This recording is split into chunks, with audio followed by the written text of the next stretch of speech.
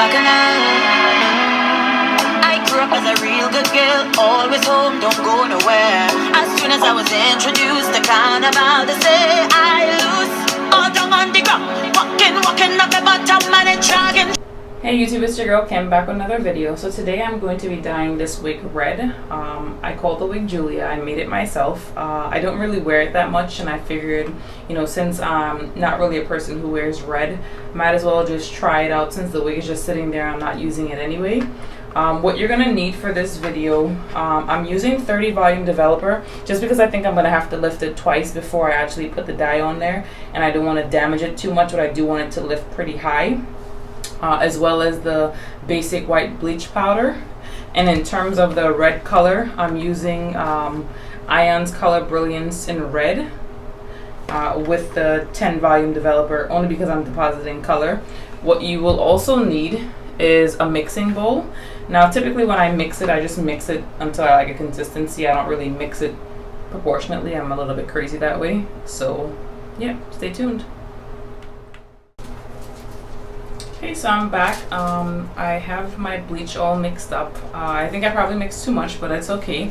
And I do also always recommend wearing gloves. I don't always wear gloves when I'm bleaching. Sometimes I'm in a rush, but my hands get burned, so I recommend that you wear gloves. And then I also have my foil so that I can help it process a little bit faster. So let's get into it.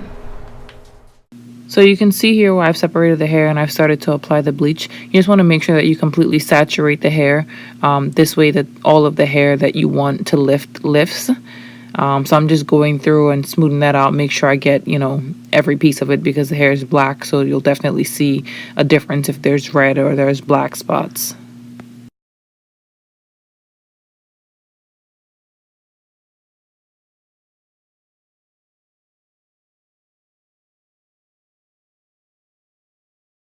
As you can see here, I'm just combing through the hair.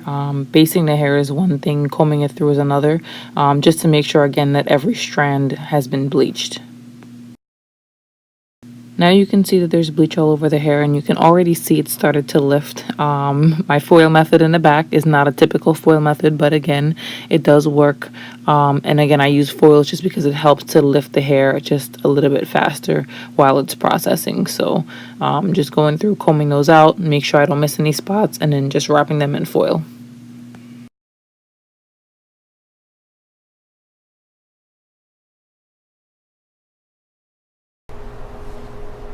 So I took the foil off of the back, and I'm quite surprised as to how light the hair got. It looks like it's about a shade 27, and the lighting is not really doing it much justice. But it got so light, I'm not sure if I'm going to bleach the hair again. I do want it to be a vibrant red, and I think with the shade that it's lifted to, I should be able to achieve that. If I can avoid damaging the hair anymore, I definitely will. And this hair is also from True Indian Hair Company, and like I said, I do love their hair. I think it's some of the best hair on the market in terms of like what you're getting for your money and longevity wise, and then just look how well this hair lifted. I feel like I have high shades of 27, low shades 27, so I'm hoping that shows through when I dye the hair red, that the color doesn't look like it's all one shade. I know my method is pretty crazy, but it works, and usually when I'm done, whatever I'm done doing comes out looking good. So wish me luck, and we will see how this turns out. I'm going to let this process for 25 minutes, by the way, 25-30 minutes, give or take. I'm going to keep checking it to see if I achieve the desired color, which would be this color here. So as you guys can see, here's the unit.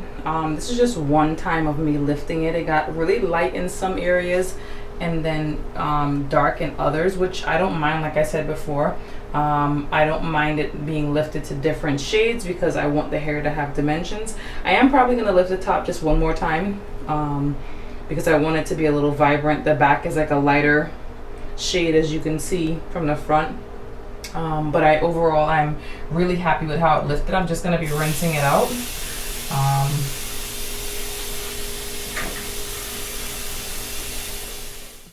So here I'm just rinsing out the hair. You definitely want to make sure that you thoroughly rinse it, just kind of like the way I do. Make sure that you get, all in the cap itself, because you don't want any of that bleach to remain on the hair and possibly get on your scalp or your skin. So just really make sure that you go through and you rinse it very, very thoroughly.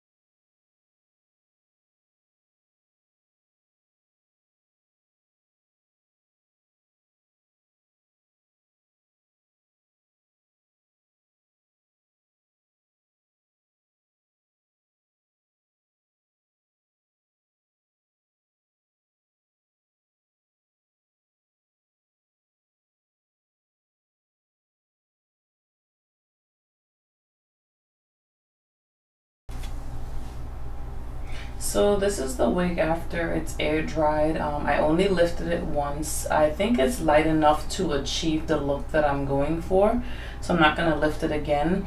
It's like a nice honey blonde.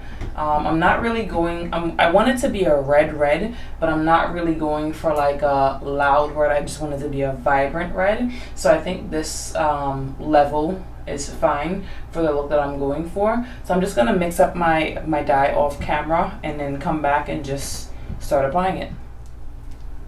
So I have my color all mixed up. Here it is. It's a 1-to-1 ratio. I was actually kind of dreading this color because it comes in a tube, and I've used iron color in a tube before, and it's always just really hard to mix.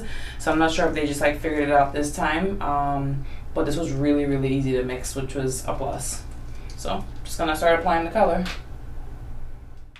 So here I'm just applying the color. I'm using the same method that I used when I applied the bleach, just basing the hair, flipping it over, and then also I'm gonna comb it through eventually just to make sure I don't miss any strands. It's always recommended that you use smaller portions when you're dyeing hair or bleaching hair. This way you don't miss any strands. However, as I said before, I'm a little bit crazy. This is the method that I use on every hair that I've ever done in the past, and it just works for me. Here I just started to base the front of the hair. I actually started to run out of dye. I bought 3 packs, but I only used 2.5. So I wanted to ensure that I didn't run out or I didn't have to mix anymore. So here I'm just cross-checking the color just to make sure I didn't miss any spots and to also make sure that the hair is saturated. So I'm back with the wig. It has been processing for over an hour, maybe even 2 hours, but I didn't really check the time. I know I left it on there for at least an hour, but I didn't really like check the time because I'm just depositing color. I'm not lifting, so I don't really have to worry about the hair getting damaged if it's on there too long.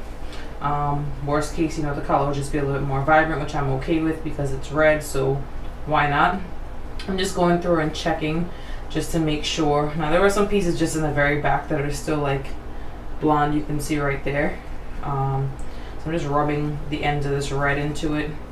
Don't really care because it's the back, but I'm just going to be rinsing this out. The products I'm going to be using is my Nexus Pro Men shampoo and conditioner, as well as my hot oil treatment. I'll list that down below. I get it from Walmart. It's like $3 for a pack of 3. But you guys know that I love using that on my hair, or my wigs, I should say, or my weaves, any of my extensions. But yeah, I love using that on the hair because I think it leaves it nice and soft and it gives it like this, I don't know, like a different shine, a different texture. But yeah, just gonna rinse this out.